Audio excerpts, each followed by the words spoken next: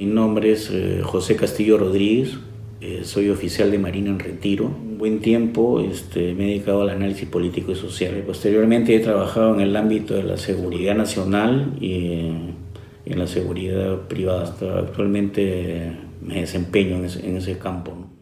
La persona, digamos, ¿no?, de Velasco, como que se le veía como un líder, como alguien que podría solucionar los problemas del país. El país que siempre había estado en manos de la oligarquía. Mucha gente vio a Velasco como una esperanza de cambio, que venía de abajo, era un hombre figura, pero de una familia, digamos, de clase media pobre.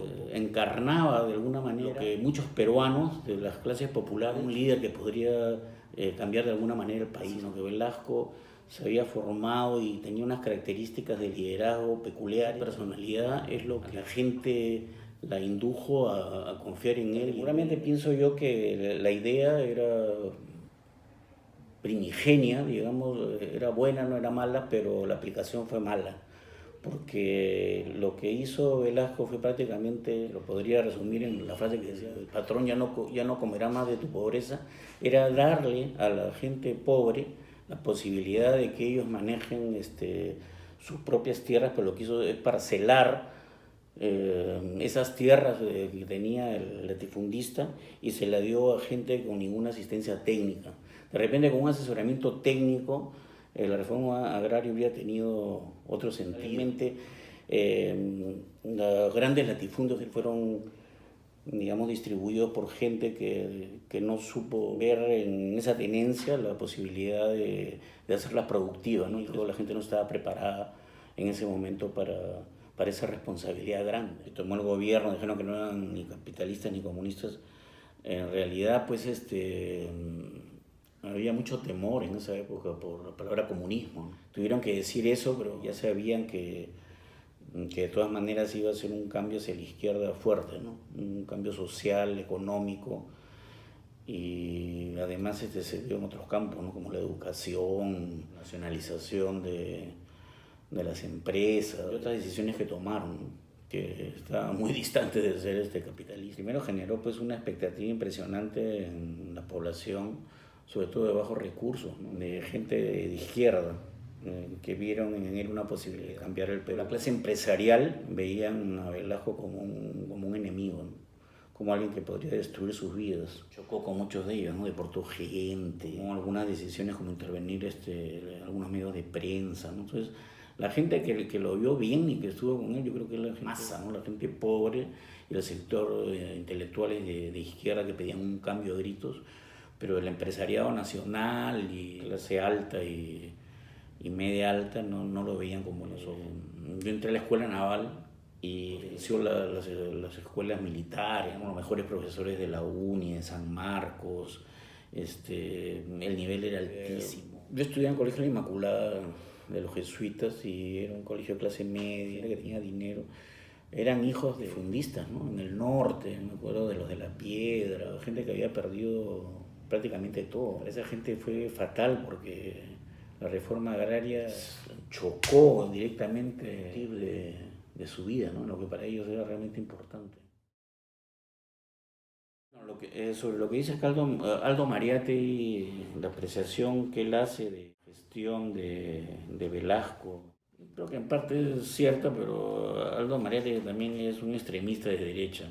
Desde ese punto de vista, no es muy objetivo en sus apreciaciones, eso de acuerdo a mi opinión. Claro, o sea, coincido con él que, por ejemplo, esa ingeniería social, los cambios que se dieron en el aspecto económico, en el aspecto social, proteccionismo, toda la estructura, ¿no?, del CINAMOS, que era pura de que el Estado tenía que hacer seguimiento a todos los sectores, una gran equivocación, ¿no? Porque yo me acuerdo clarísimo, el ministro de Economía era un contraalmirante, todos eran prácticamente de formación militar y que no tenían conocimientos, pues no eran especialistas en economía ni en temas sociales, pero ahí estaban, ¿no?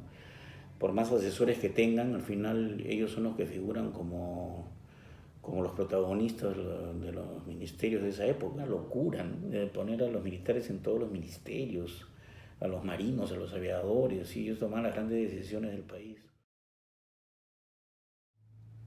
Bueno, yo coincido con ese comentario que hace Carlos Contreras con relación a la oligarquía, ¿no? Y sus intereses. Lamentablemente, en este país, la oligarquía siempre ha tenido un peso específico a través de los años, ¿no?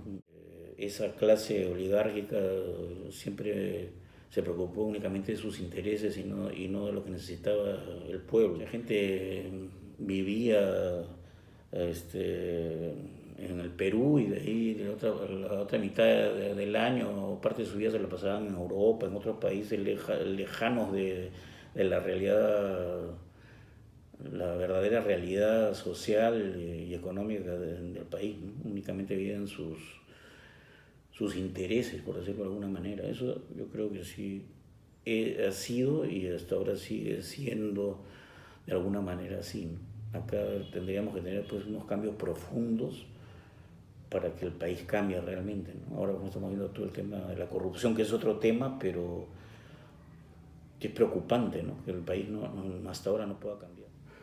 Bueno, con relación al Tacnazo, que fue el golpe de Estado que hizo desde Tacna el general Morales Bermúdez contra Velasco, pienso que en ese momento los acontecimientos del país ya anunciaban en la caída de Velasco, ¿no? Velasco ya había entrado en un delirio, tenía mucha oposición dentro de la misma junta de gobierno, dentro del mismo militarismo que decía antes. Momentos antes, siempre la oligarquía, la clase privilegiada acá tenía una fuerza muy fuerte en el tema de la gobernanza del país. Entonces, cuando ya veía que se estabilizaba el Perú con Velasco y toda la cosa, la tabla de salvación la vieron a Morales Bermúdez y lo respaldaron. Entonces, la verdad, lo respaldaron a él para que salga Velasco, que ya Velasco estaba en una situación crítica de salud y, como te digo, de delirio mental, que ya no podía gobernar el país. Lo que sí, algunos historiadores piensan que fue una traición de Morales Bermúdez. Es una pregunta un poco complicada, ¿no? Yo no soy especialista en temas agrarios, pero pienso que tenía que realizarse un cambio en la tenencia de la tierra de todas maneras, en algún momento determinado.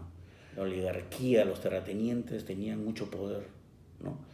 Entonces, había mucha gente subyugada. Tú podrías decir, bueno, pero ellos eran los dueños de la tierra, ellos podían hacer lo que ellos querían, ¿no? Pero eso, digamos, entre comillas, hasta dónde tú, porque eres el dueño de algo, tienes derecho a, pisando a gente que trabajaba para ti o negándoles el desarrollo personal o social, ¿no? A esa gente que trabajaba y había logrado que tú estés en ese estatus, ¿no? Entonces, de repente, como te digo, si se hubiera dado de otra manera, hubiera sido diferente, pero que en algún momento tenía que darse, yo pienso que sí.